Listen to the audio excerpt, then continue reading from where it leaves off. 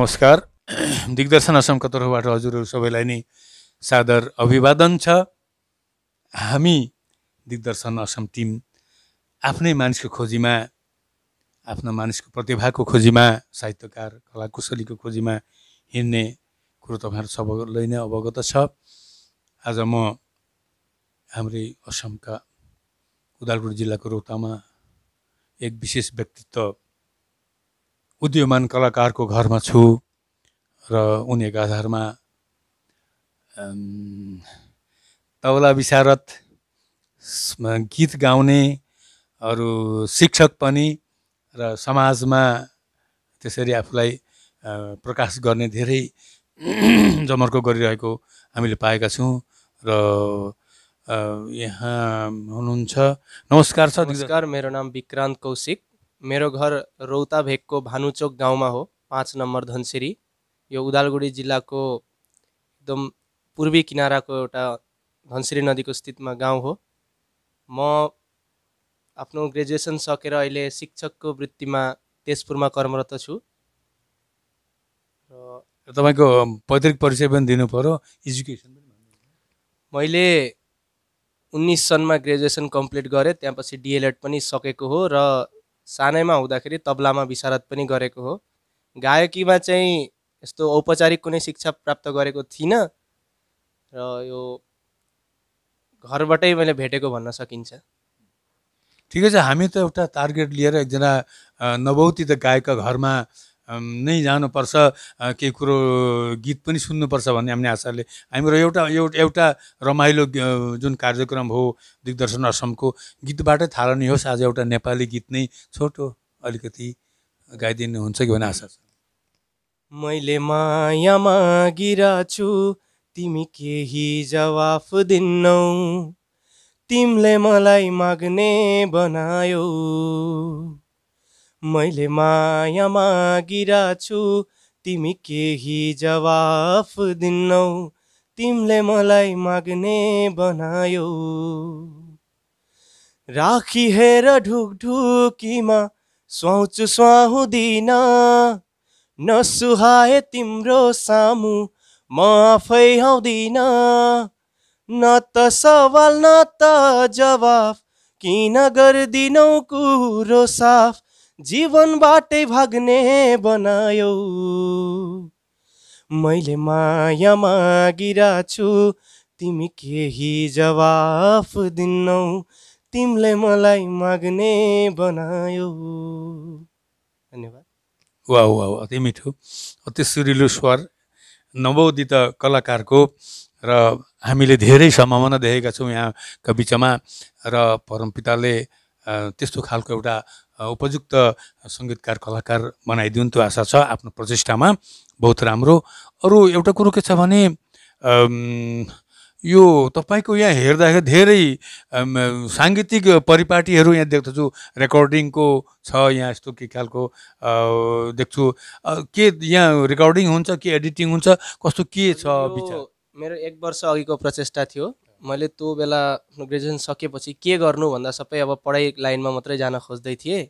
त्यो बेला मैले सोचेँ अब मेरो अलिकति सङ्गीतसँग पनि टच हुनाले गर्दा एउटा रेकर्डिङसँगै एडिटिङ स्टुडियो होस्, आफ्नो लागि पनि होस् अरूको लागि पनि होस्। साथी सङ्गी धेरै छन् मेरो सम्पर्कमा सङ्गीत क्षेत्रमा जोडिएका, उहाँहरूको सुविधाको लागि अब त्यो बेलासम्म छेउछाउमा कुनै त्यस्तो स्टुडियो आइपुगेको थिएन।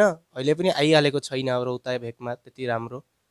र त्यो रेकर्डिङ र एडिटिङको क्षेत्रमा मैले केही मद्दत पुर्याउन सक्छु कि हाम्रा उदीयमान कलाकारहरूलाई भनेर एउटा रेकर्डिङसँगै एडिटिङ, साउन्ड प्रुफ, एकोस्टिकली प्रुफ भन्छ, साउन्ड प्रुफ मात्र होइन, रिफ्लेक्सनहरूलाई वैज्ञानिक रूपले मारेर एउटा शुद्ध रुम बनाउने प्रचेष्टा मैले चलाएको थियो, बेडरुममै गाँसेर। त्यो कतै अब मेरो उता वृत्तिमा लाग्नाले गर्दा अधुरो रहेको छ, अपुरो भन्न सकिँदैन, रोकिएको छ त्यो कुरो चाहिँ। र भविष्यमा कुनै दिन भाग्यले दिए यो पनि सम्भव हुनेछ। परमपिताको इच्छा होस्, भाग्यले पनि साथ दियोस्, आफ्नो प्रचेष्टाले पनि। र हजुर त एकजना तबला विशारद पनि हुन्छ, तबलाको कोर्स पनि गर्नुभएछ। कस्तो खालको कोर्स के गरेको छ अलिकति हामीलाई भन्दा हुन्छ। तबलाको व्यवस्था यदि हुन्छ भने त गर्दा पनि हुन्थ्यो, त्यस विषयमा भनिदिनु पर्यो। तबलाको चाहिँ व्यवस्था अहिले मिल्दैन, कारण म पनि तँसँग अलिकति दूरी टाढिनाले गर्दाखेरि अहिले उपलब्ध छैन र राम्रो अवस्थामा छैनन् तबलाहरू। मैले तपाईँको तबला सिकेको भन्न सकिन्छ भातखण्डे विद्यापीठको अधीनमा।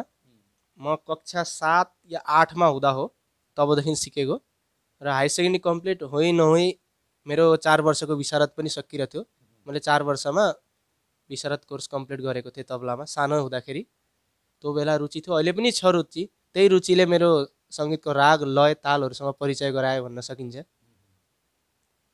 अलिकति म तबलाकै, हुन त म तबलाको विषयमा साह्रै जान्दिनँ पनि, तबलाको एउटा अहम भूमिका हुन्छ सङ्गीतमा। तबलाको बोल बहुतै विशेष गरेर हाम्रो पूर्वीय सङ्गीतमा साह्रै साह्रै हुन्छ। र जस्तै सङ्गीतमा भजन विधा, भजन गाउनु पर्दा भजनहरूमा तबलाका कुन कुन राग बोलहरू व्यवहार हुन्छन् अलिकति हाम्रो दर्शकलाई भनिदिनु पर्यो। त्यस्तो खालको जमर्को गर्ने धेरै हुनुहुन्छ नि हाम्रो बिचमा, अलिकति चर्चा होस् न त भजनका लागि राग बोल के कस्तो के राग असलमा राग सङ्गीत र यो हार्मोनियमहरूमा चाहिँ खास गरी व्यवहार हुन्छ। हाम्रो तबलामा ताल व्यवहार हुन्छ। ताल अब तपाईँको कहारबा भयो, दाद्रा भयो, खेम्टा भयो। त्यो अब बोल भन्दा तपाईँले बुझ्नुहुन्न, बजाएर देखाउन सम्भव हुँदा आइडिया लाउन सक्नुहुन्थ्यो होला। तर दैनिक तपाईँको भजन भनिसक्दा जुन एउटा बिट आउँछ, अहिले तपाईँले जुन पूर्वी सङ्गीतको कुरो गर्नुभयो, पाश्चात्यमा पनि त्यसलाई बिट भनेर जानिन्छ। 2/4, 4/4, 3/4 यसरी भाग गरिएको छ। त्यही चिजलाई हामी ताल भनेर जान्दछौँ। एक प्रकारले त्यही भन्न सकिन्छ। र त्यसको एउटा बहुतै महत्त्वपूर्ण अङ्ग हुन्छ एउटा सङ्गीतमा। कुनै पनि सङ्गीत होस्, हामी कुनै एउटा सङ्गीतमा तबला या बिट ड्रम नसुनौँ तैपनि त्यहाँ एउटा अभिन्न अङ्ग जोडिएको हुन्छ, त्यो बिटको एउटा महत्त्व रहेको हुन्छ। त्यसै गरी तपाईँले जुन भजनको कुरा सोध्नुभयो, त्यहाँ मूलत त्यही हाम्रो खेम्टा, दाद्रा र सर्वप्रचलित चाहिँ कहारबा हो। त्यो चाहिँ अब 4/4 बिटको कुनै पनि गाना जुन सबसे धेर त्यही नै हुन्छन्, त्यसमा कहारबा ताल प्रयोग हुन्छ। त्यो सजिलो पनि हो, गाउन पनि बजाउन पनि, त्यति नै हो। एउटा दादरा ताल भन्ने पनि सुनिन्छ, दादराको अलिकति थोरै। दादरा अब तपाईँको 6वटा बोलले बनिएको हुन्छ, धाधिना धातिना भन्ने। त्यही 6वटा बोललाई नै जब रिपिटेसनमा बजाइराखिन्छ, जस्तै धाधिना 3वटा भए, अर्कोमा 3वटा आउँदाखेरि 3/4, 3/4 जतिका दाद्रामा गए। कहारमा धागेना 3 नक्क धिन्ना भन्छ। चावडा चावडा चावडा गरेर 4/4। त्यसरी नै अब त्यसलाई पूर्वीलाई पश्चिमसँग जोड्नुहुन्छ भने 4/4लाई यता कहारबा भन्न सकियो, 3/4लाई दाद्रा भन्न सकियो। बहुत बढिया। थोरै समयमा हामीले त्यस्तो खालको प्रस्तुति नभइकन हामीले केही चर्चा त गऱ्यौँ हाम्रो नवोदित सङ्गीतकारहरूको लागि, सिकारुहरूको लागि। बहुत राम्रो लाग्यो। अब एउटा गीत, यही मौकामा एउटा गीत पनि होस्, दमदार गीत होस्, सबैले सुन्ने गरी दिग्दर्शन असमका दर्शकहरू पर्खिनु भएको छ। तो क्या हुआ जुदा हुए मगर है खुशी मिले तो थे। तो क्या हुआ मुड़े रास्ते कुछ दूर संग चले तो थे। दोबारा मिलेंगे किसी मोड़ पे, जो बाकी है वो बात होगी कभी। चलो आज चलते हैं हम, फिर मुलाकात होगी कभी। जुदा हो रहे हैं कदम, फिर मुलाकात होगी कहीं।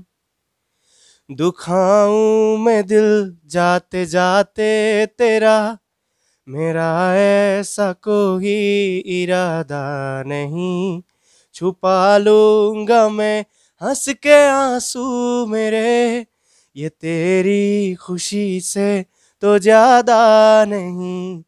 जो बिछड़े नहीं तो फिर क्या मजा, जरूरी है रहनी भी थोड़ी कमी।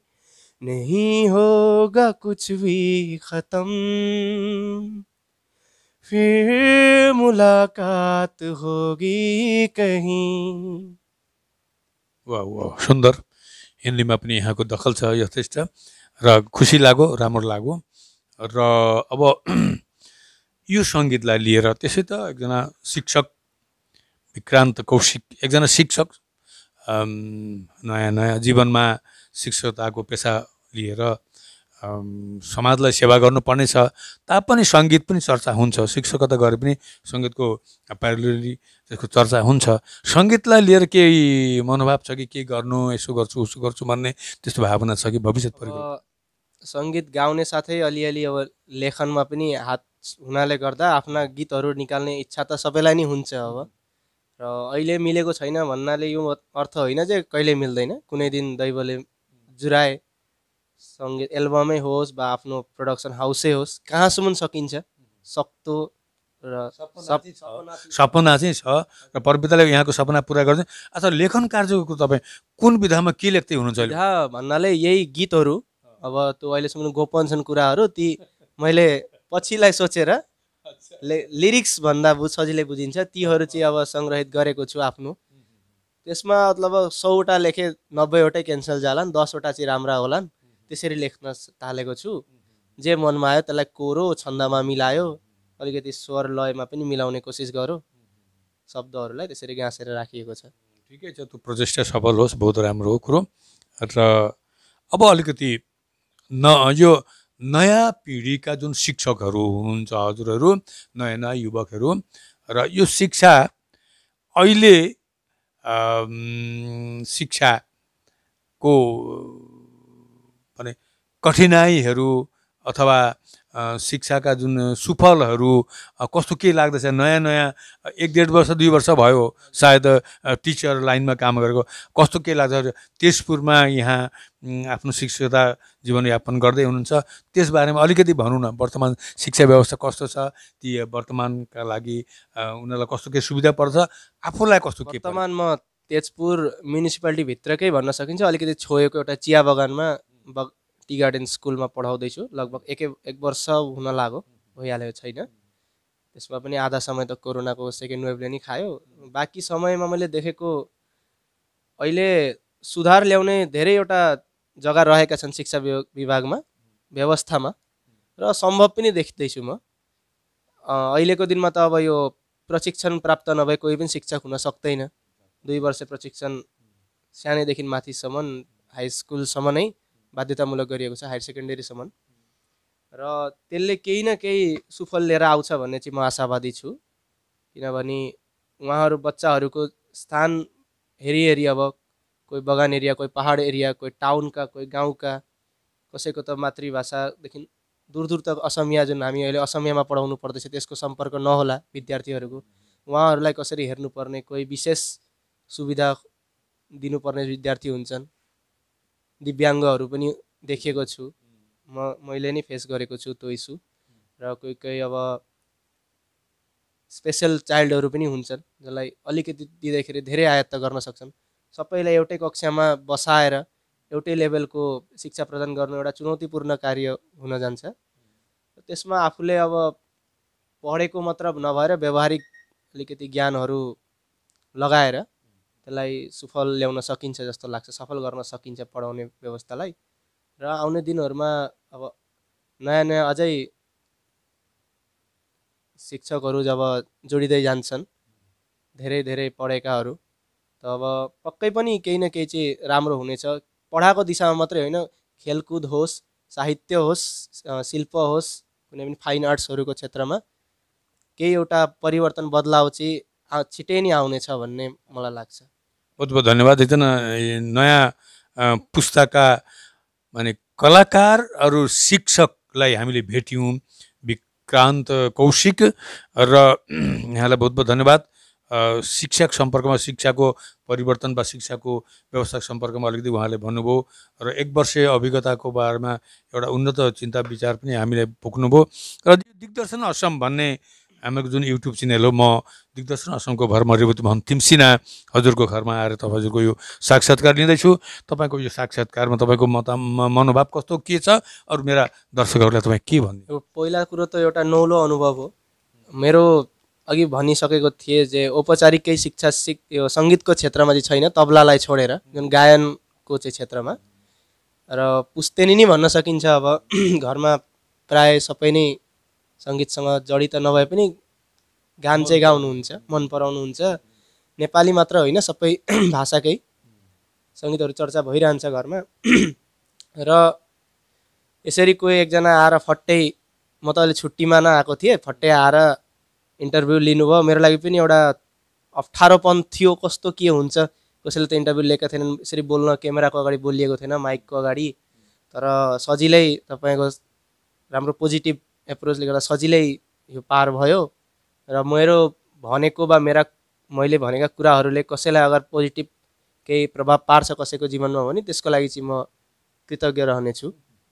र दिग्दर्शन असमलाई पनि धेरै धेरै धन्यवाद यो जमर्को लिएको लागि, किनभने धेरै प्रतिभाहरू उम्रिँदैखेरि त्यो बढ्न नपाई मासिएर जान्छन्। तर तपाईँले अगर त्यस्ता धेरैवटा हाम्रो समाजका मानिसहरूलाई खोजेर युट्युबको माध्यममा वा फेसबुककै माध्यममा होस् समाजको अगाडि ल्याउन सक्नुभयो भने समाजप्रति धेरै सहार्दनीय कार्य हुनेछ। त्यति नै भन्न चाहन्छु म।